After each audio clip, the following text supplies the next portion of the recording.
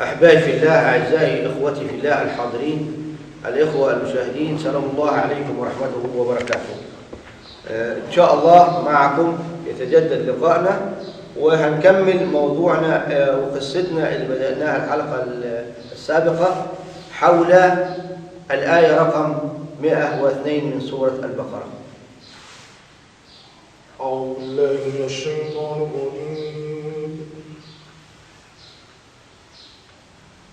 بسم الله الرحمن الرحيم. واتبعوا ما تتلو الشياطين على ملك سليمان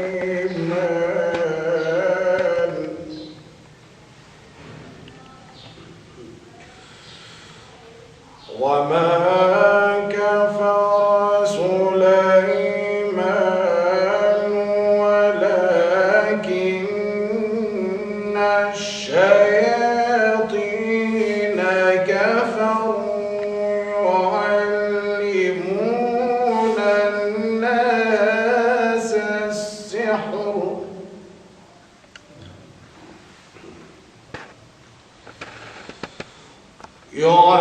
يعلمون الناس السحر وما أنزل على الملكين ببابل هاروت وماروت. صدق الله العظيم. فإحنا أحبابي في الله توصلنا في اللقاء السابق ان سيدنا سليمان لما جمع الكتب وحطها تحت كرسيه، وبعد موته الشياطين طلعت هذه الكتب، وما الشياطين على ملك سليمان. يبقى هنا طلعوا الكتب اللي في تحت كرسي الملك بتاع سيدنا سليمان وادوها للكهنة. طبعا قلنا ان دي كانت اخبار من السماء حقيقية غلفت باكاذيب الشياطين ومرض الشياطين والكهنة. الشياطين الملاعين والكهنة الملاعين عملوا ايه؟ طلعوا الكتب دي وقالوا للناس ان هذه الكتب كتبها سيدنا سليمان، وان نبي الله سليمان حكم الناس بهذه الكتب وليس بملكه، ولا ملكه كان مبني على هذه الكتب وليس بنبوته، وإن سيدنا سليمان والعياذ بالله كان كافر وكان بيعامل الناس بالسحر، وكان مسخرنا احنا كشياطين. هكذا هم كانوا يقولون للناس، وهكذا كان الكهنة أعوانهم بلغوا إن سليمان كان بيشغل الشياطين بهذا السحر. فالقرآن جاء يكذبهم. واتبعوا ما تتلو الشياطين وليس من سليمان وما تتلو الشياطين وما كفر سليمان ولكن الشياطين كفروا يعلمون الناس السحر وما أنزل على الملكين اللي كانوا ماشيين على هواهم اللي اسمهم هاروت وماروت، كانوا يعلموا الناس السحر. فالناس طبعا على عدين، منهم من كان مصدق ومنهم كان مكذب ومنهم من كان مذبذب، بس الحاجات دي فعلا طلع من تحت كرسي الملك، يبقى الكلام صحيح، يبقى فالقرآن جاء ليدحضهم. لكن الناس طبعا مع مرور السنين الناس كفرت، ولكن ربنا يبرئ سيدنا سليمان وما كفر سليمان ولكن الشياطين كفروا يعلمون الناس السحر. السحر موجود، والسحر يفعل ما يفعله السيف، والسحر يؤدي إلى المرض الشديد بل يؤدي إلى الموت.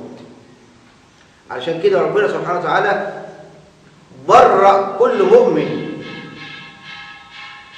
على تبرئته سبحانه وتعالى لسيدنا سليمان، لأن كل مؤمن يتبع سيدنا سليمان النبي الملك الذي كان يحكم بأمر الله، وكان الله سخر له الريح والجن والشياطين كل له بناء وغواص.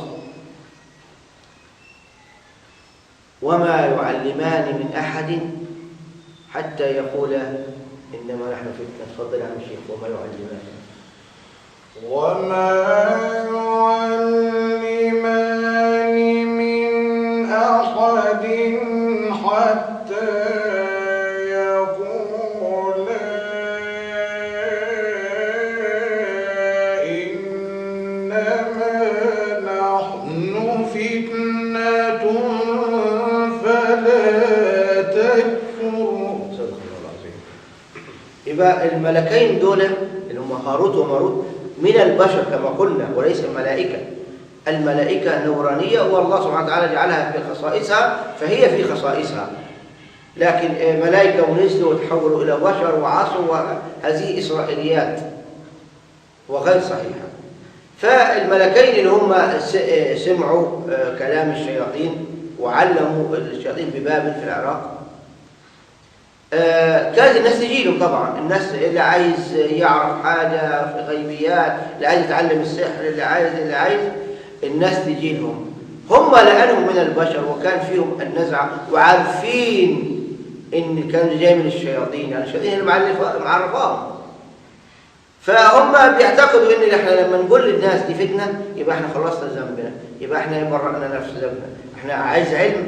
هكذا بعض الجهلاء أيضا يفعلون إلى وقتنا هذا. احنا بنقول للناس، احنا بنؤمر الناس يا أخي لا تفعل الشيء. انت هاروت وماروت شغالين يعرفوا الناس السحر، وفي نفس الوقت بيبرئوا نفسهم ان احنا طلعنا من الجريمة. اللي هيجينا يتعلم نقول له انما نحن فتنة فلا تكفر. ونكمل ان شاء الله في اللقاء القادم. وسلام الله عليكم ورحمته وبركاته.